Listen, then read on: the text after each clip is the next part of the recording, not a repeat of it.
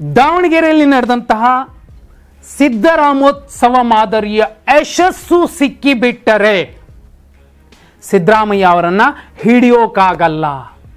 ಮೈಸೂರಲ್ಲಿ ನಡೀತಿರುವಂತಹ ಸಾಧನಾ ಸಮಾವೇಶ ಏನಿದೆ ಅದಕ್ಕೆ ಜನ ಏನಾದರೂ ಬಂದು ಬಿಟ್ರೆ, ಆ ಜನಸ್ತೋಮದ ಎದುರಲ್ಲಿ ಏನಾದರೂ ಸಿದ್ದರಾಮಯ್ಯ ಅಂತ ಕೂಗಿಬಿಟ್ರೆ ಮೈಸೂರಿನಿಂದ ನೇರವಾಗಿ ದೆಹಲಿಗೆ ಎಲ್ಲ ಎದುರಾಳಿಗಳಿಗೆ ಸಿದ್ದರಾಮಯ್ಯ ಖಡಕ್ ಸಂದೇಶ ಕೊಡ್ತಾರೆ ಅನ್ನೋ ಕಾರಣಕ್ಕೆ ಈ ಹಿಂದಿನ ಯಶಸ್ಸು ಈ ಸಮಾವೇಶಕ್ಕೆ ಸಿಗಬಾರದು ಅಂತ ಒಂದು ಕಡೆ ಸಮಾವೇಶಕ್ಕೆ ಎಲ್ಲ ಸಿದ್ಧತೆಗಳು ಆಗ್ತಿರುವಂತಹ ಸಂದರ್ಭದಲ್ಲಿ ಮಹತ್ವದ ಸಭೆ ನಡೆದಿದೆ. ಅದು ಮಧ್ಯರಾತ್ರಿಯ ಸಭೆ.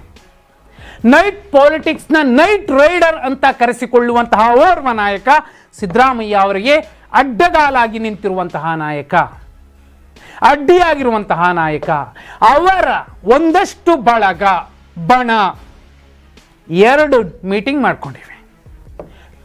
ಸ್ಪಷ್ಟವಾಗಿ ಹೇಳಬಹುದು, ಕಾಂಗ್ರೆಸ್ ಅಲ್ಲಿರುವಂತಹ ಬಹುಪಾಲು ಜನಕ್ಕೂ ಗೊತ್ತಿದೆ, ಮುಖ್ಯಮಂತ್ರಿಗಳಿಗೆ ಗೊತ್ತಿಲ್ವಾ? ಗೊತ್ತಿದೆ. ಗುಪ್ತಚರ ಇಲಾಖೆನೇ ಆ ಮಾಹಿತಿ ನೀಡಿದೆ. ಎರಡು ಮೀಟಿಂಗ್, ಯೂತ್ ಕಾಂಗ್ರೆಸ್ ಕಡೆಯಿಂದ ಒಂದು, ಮಂಡ್ಯ ಕಡೆಯಿಂದ ಮತ್ತೊಂದು. ಎರಡು ಮೀಟಿಂಗ್, ಎರಡು ಬಣ, ಎರಡು ಟೀಮ್. ಏನ್ ಮಾಡ್ತಾರೆ, ಏನ್ ಮಾಡಬೇಕು, ಸಮಾವೇಶದ ಒಳಗಡೆ ಇದ್ದು ಏನ್ ಮಾಡಬೇಕು, ಎಲ್ಲ ಪ್ಲಾನಿಂಗ್ ಆಗಿದೆ, ಪಕ್ಕಾ ಪ್ಲಾನಿಂಗ್ ಆಗಿದೆ ಅನ್ನುವಂಥದ್ದು ಸಿದ್ದರಾಮಯ್ಯ ಬಣಕ್ಕೆ ಸಿಕ್ಕಿರುವಂತಹ ಸ್ಫೋಟಕ ಮಾಹಿತಿ. ಮಧ್ಯರಾತ್ರಿ ಕೂತು ಮಾತುಕತೆ ನಡೆಸ್ಕೊಂಡು ಬರ್ತಾರೆ. ಈ ಹಿಂದೆ ಇದೇ ವರುಣಾ ವಿಧಾನಸಭಾ ಕ್ಷೇತ್ರದ ಚುನಾವಣೆಯ ಸಂದರ್ಭದಲ್ಲೂ ಕೂಡ ಸಿದ್ದರಾಮಯ್ಯ ಅವರನ್ನ ಹಣಿಬೇಕು ಅಂತ 500 ಜನರ ತಂಡ ಬಂದಿತ್ತು. ಸಾಕಷ್ಟು ಚರ್ಚೆ ಆಗಿತ್ತು ಆ ವಿಚಾರ. ಅದೇ ರೀತಿ 1000 ಜನರ ಟೀಮ್, 500 ಜನರ ಎರಡು ಟೀಮ್. ಅವರ ಪ್ಲಾನ್ ಏನು, ಅವರ ಲೆಕ್ಕಾಚಾರ ಏನು? ಈ ಹಿಂದೆ ಸಿದ್ದರಾಮೋತ್ಸವ ನಡೆದಂತಹ ಸಂದರ್ಭದಲ್ಲಿ ಬೇರೆ ಒಂದಷ್ಟು ನಾಯಕರಿಗೆ ಮುಜುಗರ ಆಗುವಷ್ಟರ ಮಟ್ಟಿಗೆ ಸಿದ್ದರಾಮಯ್ಯ ಅವರ ಅಭಿಮಾನಿಗಳು ರಣಕೇಕೆ ಹಾಕಿದ್ರು. ಶಿಳ್ಳೆ ಚಪ್ಪಾಳೆಗಳ ಮೂಲಕ ನನ್ನ ಅಹಿಂದ ನಾಯಕ ಎಂತಹ ತಾಕತ್ತು ಹೊಂದಿದ್ದಾನೆ ಅನ್ನೋದನ್ನ ತೋರಿಸಿದ್ರು. ಅಂತಹ ತಾಕತ್ತು ನೋಡಿನೇ ಒಂದಷ್ಟು ಜನಕ್ಕೆ ಹೊಟ್ಟೆ ಉರಿಯಾಗಿತ್ತು. ಆ ಉರಿ ಮತ್ತೊಂದು ಸಲ ಉಲ್ಬಣಿಸಬಾರದು ಎನ್ನುವ ಕಾರಣಕ್ಕೆ ಎರಡು ಟೀಮ್, ಮಧ್ಯರಾತ್ರಿ ಎರಡು ಮೀಟಿಂಗ್ ಆಗಿವೆ. ಮೇಲ್ವರ್ಗದ ಒಂದು ಸಮುದಾಯದ ಹುಡುಗರ ಪಡೆ 1000 ಜನ, 500 ಜನರ ಎರಡು ಪಡೆ ಮೈಸೂರಿಗೆ ಕಾಲಿಟ್ಟಿದೆ. ತಮ್ಮ ನಾಯಕನ ಹೆಸರು ಹೇಳಿದಾಗಲೂ ಕೂಡ ನಾವು ಅದೇ ರೀತಿ ಹುಚ್ಚೆದ್ದು ಕುಣಿಬೇಕು. ಅಲ್ಲಿ ಸುಮಾರು 1.5-2 ಲಕ್ಷ ಜನ ಬಂದು ಸೇರ್ತಾರೆ. ಅವರ ಮಧ್ಯೆ ಈ 1000 ಜನರ ಸಣ್ಣ ಸೇನೆ ಏನ್ ಮಾಡುತ್ತೆ, ಕೂಗುತ್ತೆ, ಅಥವಾ ಒಂದಷ್ಟು ಸಮಸ್ಯೆ ಮಾಡುವಂತಹ ಪ್ರಯತ್ನಗಳನ್ನ, ಅಥವಾ ಬರುವ ದಾರಿಯಲ್ಲಿ ಜನರಿಗೆ ಸಮಾವೇಶನೂ ಇಲ್ಲ, ಏನೂ ಇಲ್ಲ, ಎಲ್ಲ ಮುಗಿತು ಹೋಗಿ ಅಂತ ಕಳಿಸುವಂತಹ ಪ್ರಯತ್ನಗಳು, ಮತ್ತೊಂದೋ ಮಗದೊಂದೋ ಮಾಡುವಂತಹ ಲೆಕ್ಕಾಚಾರ. ಆದರೆ ಅವ್ರು ಏನು ಮಾಡ್ತಾರೆ ಅನ್ನೋದು ಪಕ್ಕಾ ಆಗಿಲ್ಲ. ಆದರೆ ಅವ್ರೇನೋ ಮಾಡ್ತಾರೆ, ಅದಕ್ಕೋಸ್ಕರನೇ ಮೀಟಿಂಗ್ ಮಾಡ್ಕೊಂಡಿದ್ದಾರೆ.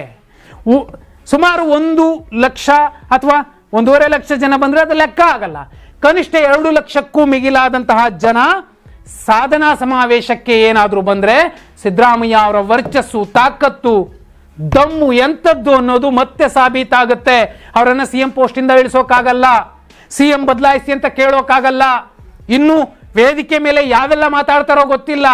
ಹಾಗಾಗಿನೇ ಎರಡು ಟೀಮ್ ಮಹತ್ವದ ಪ್ಲಾನ್ ಮಾಡಿದೆ. ನೋಡಿ, ಅವರದ್ದೇ ಪಕ್ಷದಲ್ಲಿರುವಂತಹ ಒಂದಷ್ಟು ಹುಡುಗರು, ಯೂತ್ ಕಾಂಗ್ರೆಸ್ನ ಹುಡುಗರು, ಸಿದ್ದರಾಮಯ್ಯ ಅವರ ಅಭಿವೃದ್ಧಿ ಅನ್ನೋದಕ್ಕಿಂತಲೂ ಮಿಗಿಲಾಗಿ ಅವರ ತಾಕತ್ತು, ಅವರ ವರ್ಚಸ್ಸು ನಮ್ಮ ನಾಯಕನಿಗಿಂತ ಜಾಸ್ತಿ ಇದೆ ಅನ್ನುವ ಕಾರಣಕ್ಕೆ ಏನು ಬೇಕಾದರೂ ಮಾಡ್ತಾರೆ.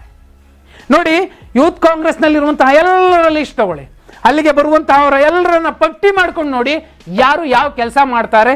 ಆ ಸಮಾವೇಶವನ್ನ ಹೇಗಾದ್ರೂ ಮಾಡಿ ವಿಫಲಗೊಳಿಸಬೇಕು, ಯಶಸ್ಸು ಕಾಣಬಾರ್ದು ಆ ಸಮಾವೇಶ ಅಂತ ಏನು ಬೇಕಾದರೂ ಮಾಡೋದಕ್ಕೆ ಪಕ್ಕಾ ಪ್ಲಾನಿಂಗ್ ಆಗಿದೆ ಅನ್ನುವಂಥದ್ದು ಸಿದ್ದರಾಮಯ್ಯ ಬಣಕ್ಕೆ ಸಿಕ್ಕಿರುವಂತಹ ಮಾಹಿತಿ.